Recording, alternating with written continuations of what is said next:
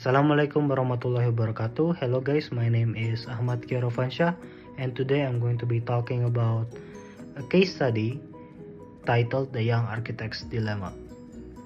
So it starts with a guy named Farhan, who is a young successful architect that is experiencing an identity crisis.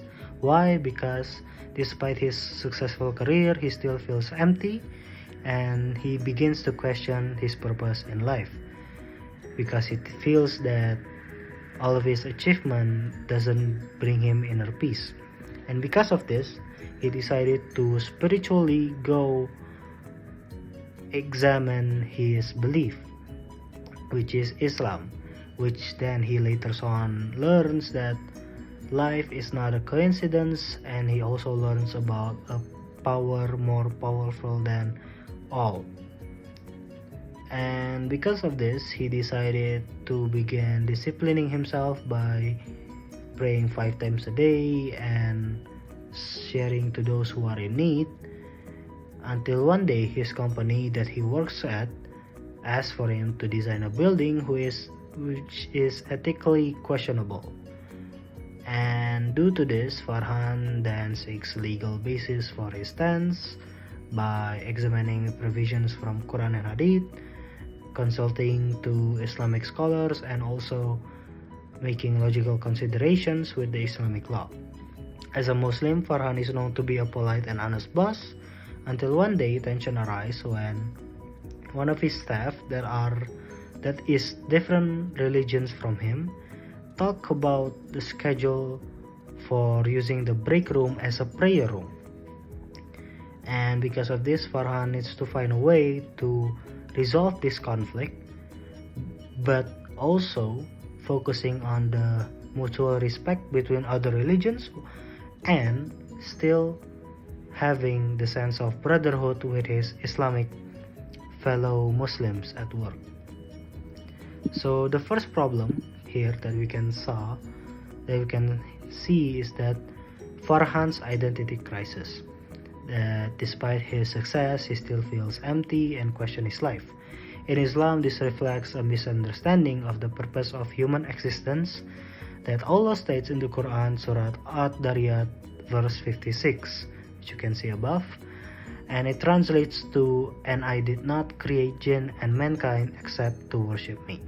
This shows that the ultimate purpose of life is not material achievement, but instead worshipping and devotion to Allah. Farhan's return to spirituality also reflects the concept of fitrah, the natural human inclination toward faith, and his search for peace leads him back to Allah as stated in the Quran, Surah Ar-Ra'd, verse 28, which translates to, "Verily, in the remembrance of Allah do hearts find rest." Thus, Farhan's crisis is not a failure, but instead a turning point for him toward true guidance and inner peace. And the second problem is Farhan's dilemma with his company when they ask him to design a building that is ethically questionable.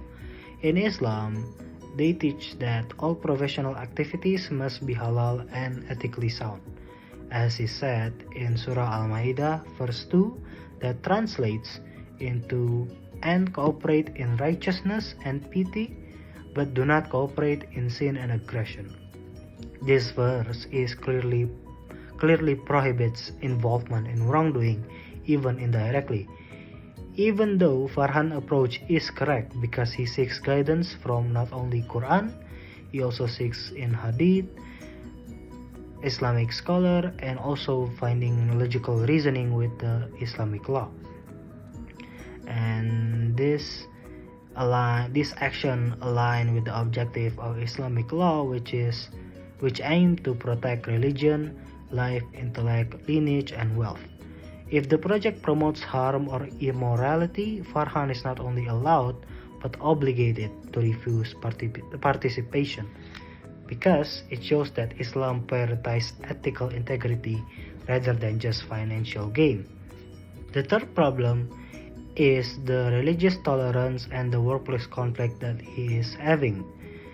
First of all, we know that as a Muslim, Farhan is a polite and honest boss, which is good because polite and honesty is one of the good characters to have in Islam. And regarding the use of the break room for prayer, Islam teach both brotherhood among Muslims and tolerance toward others, as is said in Surah Al-Baqarah verse 256, which translates to there is no compulsion in religion. And also Surah Al-Kafirun verse 6, that translates to you your religion and to me mine. This verse emphasizes that respect for religious diversity and at the same time promotes Islam justice and fairness. As a leader, Farhan must act fairly by accommodating all employees while maintaining Islamic values. He can create a fair schedule for shared space and encourage mutual respect. This reflects Islam as a religion of balance, justice, and compassion in social interaction. In conclusion, Farhan's story presents three key issues: the search for life purpose, ethical responsibility in professional life, and religious tolerance in a diverse environment. Islam provides clear guidance for all of these challenges through Al-Quran, Hadith, and scholar teachings. And because of this, Farhan's journey teaches us that true success is not measured but only by material achievement, but also by our faith, our ethical values, and our ability to create harmony with others, no matter their religion is the same or not. And hopefully this analysis can be applied in our all daily life. Wassalamualaikum warahmatullahi wabarakatuh.